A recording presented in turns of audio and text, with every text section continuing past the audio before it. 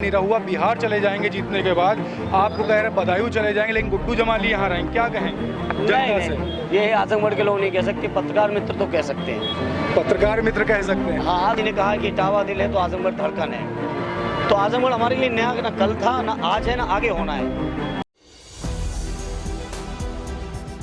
दोस्तों नमस्कार, मैं हूं क्षितिज कांत और आप देख रहे हैं 4 PM न्यूज़ नेटवर्क। आपको बता दूं, इस समय 4 PM न्यूज़ नेटवर्क की टीम आजमगढ़ पहुंच चुकी है।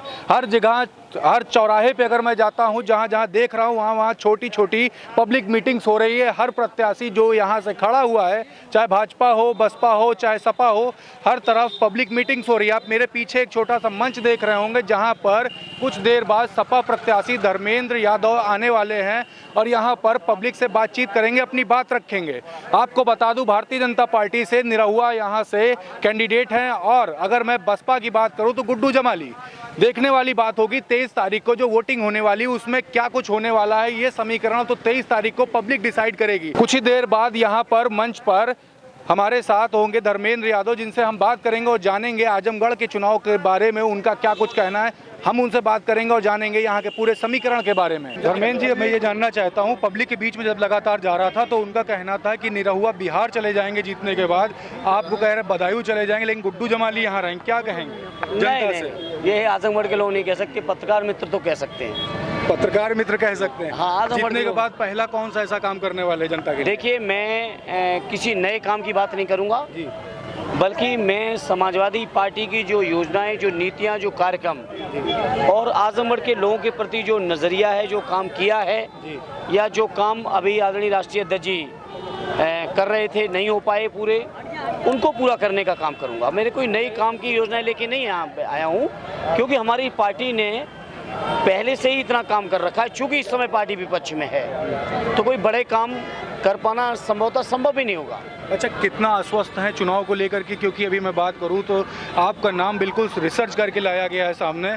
डिम्पल भाभी का नाम सामने आता था, सुशील आनंद का नाम सामने आया, लेकिन आपको बिल्कुल फाइनल कर दिया। ये आजमगढ़ के हमारे लोगों की, पार्टी के लीडर्स की, हमारे वर्कर्स की जो भी चर्चा रही हो राष्ट्रीय अध्यक्ष जी से, मुझे उसका संज्ञान नहीं है, लेकिन हाँ इतना पता है कि आजमगढ़ के लोगों की मांग पर राष्ट्रीय अध्यक्ष जी ने मुझे भेजा है यहाँ के लोगों की सेवा के लिए। अच्छा, एक बात और करूँ, इटावा, फिर मैनपुरी, फिर बदायूं, अब आजमगढ़, क्या बड़ी चुनौती लग रही है? नहीं, जैसा आदरणीय राष्ट्रीय अध्यक्ष जी कहते हैं कि आजमगढ़ मेरा दूसरा घर है, जैसा नेताजी ने कहा कि इटावा दिल है तो आजमगढ़ धड़कन है, तो आजमगढ़ हमारे लिए नया ना कल था, ना आज है, ना आगे होना है। हम चुनाव नहीं लड़ते तब भी मेरे लिए नया नहीं था, चुनाव लड़ रहे हैं तब भी नया नहीं है, क्योंकि ये रिश्ता कोई एक दिन का नहीं है। ये अब तो पीढ़ियों में बदल रहा है, अब तो दूसरी जनरेशन आ चुकी है, बहुत सारी तीसरी जनरेशन के बच्चे हो चुके हैं, तो ये पीढ़ियों का रिश्ता है। अच्छा, एक बात करूं, जब निरहुआ की अभी एक वीडियो काफ़ी वायरल हो रही है जिसमें वो बोल रहे हैं, अखिलेश यादव ने, ये पूरा गढ़ माना जाता है, गढ़ को गढ़ ही कर दिया। वहीं ओपी राजभर उनको तंज कसते हुए कहते हैं कि उनके पास जो भीड़ लगती है उनके नाचने गाने की वजह से लगती है। तो क्या कहेंगे दोनों को लेकर के? देखिए, मुझे किसी के कहने से नहीं कुछ कहना है जी, मैं जो बात कहेंगे तर्कसंगत बात होनी चाहिए। उन्होंने कहा गढ़ ही है जी। मैं पूछता हूँ कि उत्तर प्रदेश में 5 साल से किसकी सरकार थी? जी, हाँ, पार्टी के हमारे विधायक लोग थे, हमारे सांसद आदरणीय अखिलेश यादव जी थे, लेकिन क्या विधायक और सांसद निधि से क्या लंबी सड़कें, जिस सड़क की वो चर्चा की और उन्होंने वायरल की, मैं उस सड़क पे जा चुका हूँ। वो सड़क तकरीबन 15 किलोमीटर की है, और उसी सड़क को लेकर उस क्षेत्र के हमारी विधायक पूजा सरोज जी ने उस मुद्दे को सदन में उठाया है। अब वो जवाब ये दें कि 5 साल में उनकी सरकार ने क्यों नहीं बनाई। अच्छा, तो ये जो तिकड़ में है ना, ये आजमगढ़ के लोग इससे बहुत आगे की सोचते हैं। अच्छा, पब्लिक के बीच में जा रहा हूँ तो उसके बीच में एक बात और भी आ रही कि हरिजन वोट अगर बसपा की तरफ जाता है तो भाजपा बिल्कुल सामने बिल्कुल जीत करके आ रही है। तो हरिजन जो बिरादरी है उनके लिए आपका क्या संदेश है? देखिए, ये सब तिकड़मों में समाजवादी कभी नहीं फंसे, कौन क्या करें, लेकिन हाँ उनसे मेरा इतना ही कहना है कि बाबा साहब की सोच, बाबा साहब की विचारधारा, बाबा साहब की कही हुई बातों को कोई आगे बढ़ा रहा है, कोई लीडर आगे बढ़ा रहा है तो उन लीडर का नाम मानिए अखिलेश यादव है। कोई पार्टी बढ़ा रही तो उस पार्टी का नाम समाजवादी पार्टी है। बाबा साहब की सोच हो, लोहिया जी की सोच हो, इस मान्यवर साहब की सोच हो, उस सब सोचों को अगर कोई आगे बढ़ा रहा है प्रदेश और देश के अंदर तो आदरणीय अखिलेश यादव जी। ये लोग जो लोग बहुजन समाज पार्टी के लीडर्स हैं, इन्होंने तो भाजपा की सरकार बनवाई और जो भाजपा की सरकार बनी वही बाबा साहब के संविधान की आत्मा को कचोट रहे हैं, उसको चौपट कर रहे हैं संविधान को। तो लोग संविधान की रक्षा के लिए, बाबा साहब की विचारधारा की रक्षा के लिए समाजवादी पार्टी के आदरणीय अखिलेश यादव जी को ही मजबूत करेंगे। अच्छा, एक बात और करूंगा, नूपुर शर्मा मामले को लेकर के लगातार एक कंट्रोवर्सी बढ़ती जा रही, मामला इंटरनेशनल हो गया। अभी कुछ ही दिन पहले देखा मुस्लिमों के बीच में किस तरीके से विवाद होता है, उसके बाद किस तरीके की भारतीय जनता पार्टी की प्रतिक्रिया होती है। क्या इसको लेकर के आजमगढ़ में इसको लेकर के किस तरीके का माहौल बना हुआ है और वो जो मुस्लिम वोटर्स है वो किस तरीके से?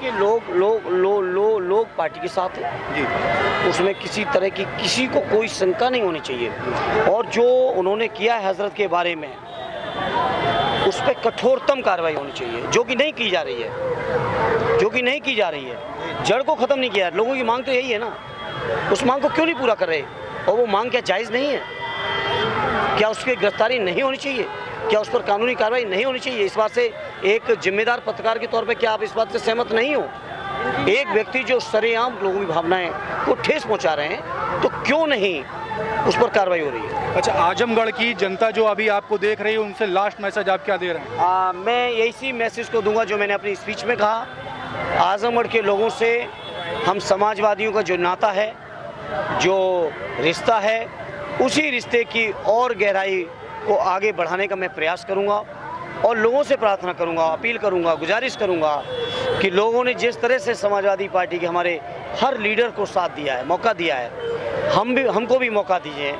और मैं भरोसा दिलाना चाहता हूं आजमगढ़ के लोगों को अपनी ओर से कि आजमगढ़ का जो राजनीतिक तेवर है, आजमगढ़ के लोगों की जो सोच है, आजमगढ़ के बारे में जो पूरे देश में एक मैसेज है कि आजमगढ़ के लोग स्वाभिमानी लोग हैं, कभी अन्याय, अत्याचार या सरकार की गलत नीतियों को बर्दाश्त नहीं करते हैं। मैं अपनी ओर से आजमगढ़ के लोगों से कहना चाहता हूं कि आपके इस तेवर को, आपकी सोच को सलाम करते हुए उसको और आगे बढ़ाने का मैं प्रयास करूंगा, ये मैं अपनी ओर से वादा करता हूं। तो ये थे हमारे साथ धर्मेंद्र यादव, जो कि आजमगढ़ से समाजवादी पार्टी के प्रत्याशी हैं। इनसे काफ़ी मुद्दों पे हमारी बात की। एंडिंग में आजमगढ़ की जनता से एक मैसेज के साथ एंड किया है। कैसा लगा आपको कमेंट बॉक्स में लिख करके बताएं। और आजमगढ़ की जनता से गुजारिश है कि ये वीडियो जितना ज़्यादा हो सके शेयर जरूर करें। मैं हूं क्षितिज कांत, कैमरा पर्सन शुभम के साथ 4 PM न्यूज़ नेटवर्क के लिए। धन्यवाद।